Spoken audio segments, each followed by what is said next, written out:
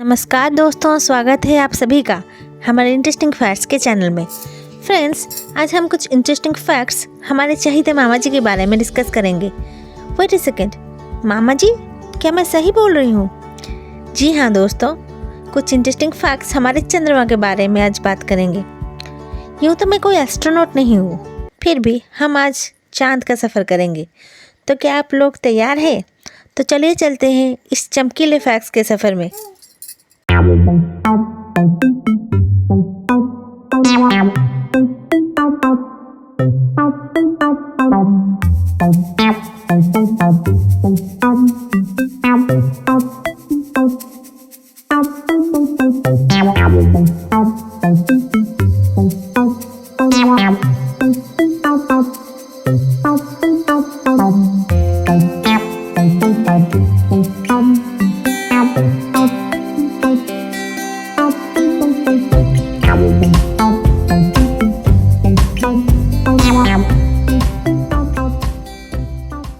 दोस्तों, ये जो चांद हमको दिख रहा है ना, ये अपने अंदर बहुत सारे रहस्य छुपाए बैठा है। वैसे तो बहुत सारे रहस्य आप लोग इसके बारे में जानते ही होंगे, फिर भी इस वीडियो में आप लोग को कुछ और रहस्यमय बातें जानने को मिले, ये मेरी कोशिश है। तो चलिए चलते हैं, वीडियो को शुरू करते हैं। Fact number 1। दोस्तों, वैसे तो चंद्रमा का उत्पत्ति को लेकर बहुत सारे थ्योरीज हैं, जिनमें ये अवधारणा भी है कि हमारी पृथ्वी ने चंद्रमा को शुक्र नामक ग्रह से चुरा लिया है। पर अभी के रिसर्च के हिसाब से देखें तो 4.5 अरब साल पहले ये माना जा रहा है कि मंगल ग्रह के साइज के समान थिया नामक एक रॉक जो हमारे युवा पृथ्वी से टकराया होगा, जिसके वजह से हमारी पृथ्वी ने उसके ऑर्बिट में बहुत सारे मलबार बाहर निकाल दिया होगा, जो धीरे धीरे करके चंद्रमा में समा गया। Fact number 2। दोस्तों, चंद्रमा एक इकलौता उपग्रह है जिसको हम मामा कह के पुकारते हैं। पर कभी भी ये सवाल आपके मन में आया है क्या कि हमारे भारत में कई सारे रिश्ते हैं, फिर भी चंद्रमा को मामा कह के ही क्यों पुकारा जाता है? फ्रेंड्स, मैं यहाँ पे बता दूँ, इसके पीछे 2 बड़े ही इंटरेस्टिंग कारण हैं। पहला कारण, पुराणों के हिसाब से समुद्र मंथन से माता लक्ष्मी जी के साथ साथ चंद्रमा भी निकले थे, जिसके परिणाम स्वरूप चंद्रमा को माता लक्ष्मी जी के भाई के रूप में लिया गया है और माँ के भाई को हम मामा कह के पुकारते हैं। और जो दूसरा कारण है ना दोस्तों, वो है क्योंकि चंद्रमा हमारी पृथ्वी का एक प्राकृतिक उपग्रह है, इसीलिए हमारी पृथ्वी के इर्द गिर्द घूमता रहता है और एक भाई की तरह हमेशा साथ रहता है। और क्योंकि पृथ्वी को भी हम माँ मानते हैं, इसीलिए भी चंद्रमा को मामा कह के पुकारा जाता है। Fact number 3। दोस्तों, ये तो आपको पता है कि अभी तक कुल 24 लोगों ने चंद्रमा पर गए हैं और 12 लोगों ने सिर्फ इसमें कदम रखे हैं। उन 12 लोगों में से नील आर्मस्ट्रांग पहले शख्स थे जो कि अपोलो 11 मिशन के द्वारा चंद्रमा पर कदम रखे थे। और अभी रिसेंट में जो कदम रखे हैं वो है हैरिसन एच स्मिथ, जो गए थे अपोलो 17 पे। पर ये जान के आपको बहुत हैरानी होगी, उनके पैरों के निशान अभी तक चंद्रमा पर है और आगे आने वाले समय पे भी रहेगी, क्योंकि चंद्रमा पे मिट्टी का अवरोधन, जिसको हम सॉइल इरोजन भी बोलते हैं, वहाँ पे नहीं होता है।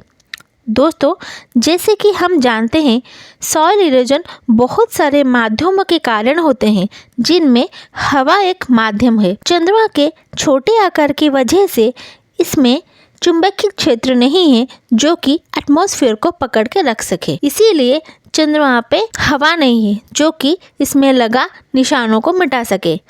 और क्योंकि चंद्रमा पे हवा नहीं है, इसीलिए भी अंतरिक्ष यात्रियों अपनी कंट्री के फ्लैग को सीधे तार के साथ लगे थे। Fact number 4। दोस्तों, अगर क्रेटर की तुलना करें तो चंद्रमा में पृथ्वी के मुकाबले ज़्यादा क्रेटर पाए जाते हैं। क्रेटर, जिसको बोलचाल भाषा में हम गड्ढे भी कह सकते हैं, और ये उत्पन्न होता है अगर उल्का पिंड किसी ग्रह से टकराए तो। पर अगर आकार की बात करें तो पृथ्वी चंद्रमा से बड़ी है, इसीलिए ज़्यादा क्षेत्र देता है एक उल्का पिंड को आघात करने के लिए। फिर भी चंद्रमा में हजारों की संख्या में क्रेटर पाए जाएंगे, और इसके पीछे का रहस्य क्या हो सकता है, चलिए जानते हैं। दोस्तों, 3 प्रक्रियाओं द्वारा क्रेटर को कवर कर सकते हैं, जो प्रक्रिया चंद्रमा पे नहीं होते। पहली प्रक्रिया है कि अगर चंद्रमा में हमारे पृथ्वी के जैसे नॉर्मल एटमॉस्फेयर होता तो चंद्रमा में हमारे पृथ्वी की तरह नॉर्मल मौसम, पानी और पौधे होते जो कि ज़मीन को खींचने का काम करते। पर क्योंकि चंद्रमा पे एटमॉस्फेयर ही नहीं है, इसीलिए इसकी क्षरण शक्ति भी नहीं है जो कि इसमें उत्पन्न क्रेटर को कवर कर सके। दूसरी प्रक्रिया है दोस्तों टेक्टोनिक्स। दोस्तों टेक्टोनिक्स एक प्रकार की प्रक्रिया है जो कि पुराने चट्टानों को हटा के नए चट्टान उत्पन्न करने की मदद करती है। पर चंद्रमा पे अरबों वर्षों से टेक्टोनिक्स की प्रक्रिया भी नहीं है। और तीसरा और आखिरी प्रक्रिया है दोस्तों ज्वालामुखी का प्रभाव। ज्वालामुखी प्रभाव से बहुत सारे क्रेटरों को कवर कर सकते हैं। यहाँ एक जानकारी की चीज़ बता दूँ, चंद्रमा में पहले ज्वालामुखी प्रभाव थे जो कई सारे क्रेटरों को कवर किए होंगे, पर अरबों वर्षों से चंद्रमा ज्वालामुखी के बिना है। दोस्तों अगर चंद्रमा के क्रेटरों के आकार के बारे में बात करें तो दक्षिण ध्रुव एटकिन नामक एक क्रेटर चंद्रमा में सबसे बड़ा पुरानी क्रेटर है जिसका नाम American astronomer Robert grant Atkin के नाम पर रखा गया है।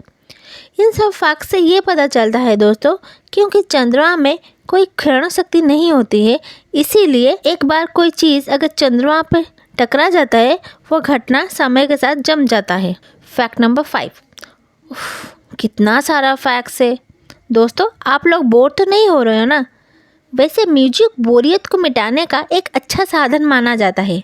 वैसे म्यूजिक से याद आया, अगर हम कोई म्यूजिक चांद पे सुने तो क्या हमको वो सुनाई देगा?